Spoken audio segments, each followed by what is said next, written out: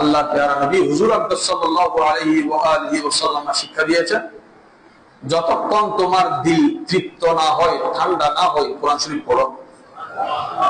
পড়তে পড়তে পড়তে পড়তে পড়তে পড়তে আপনার দিল সুকুন হয়ে যায়, আপনার তেলাওয়াত আজকে এতটুকু কাফি। এতটুকু।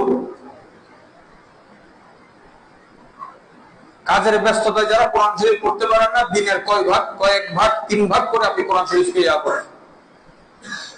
যে ইফতারের পর 1 পৃষ্ঠা পড়লেন, তারাবির পর একটু পড়লেন, সাহরির আগে একটু পড়লেন, ফজর নামাজের পর একটু পড়লেন। যেহেতু ফজর নামাজের পরে সূর্য ওঠা পর্যন্ত না ঘুমানোটা সুন্নাত, না ঘুমানোটা, তাহলে ফজর নামাজের পর থেকে সূর্য ওঠা পর্যন্ত আপনি কোনো নামাজ তো পড়তে পারবেন না, কিন্তু কোরআন শরীফ তাসবিহ তাহলিল পড়া যাবে। রমজান শরীফে এটার ফায়দা একটু আমরা হাসিল করতে পারি।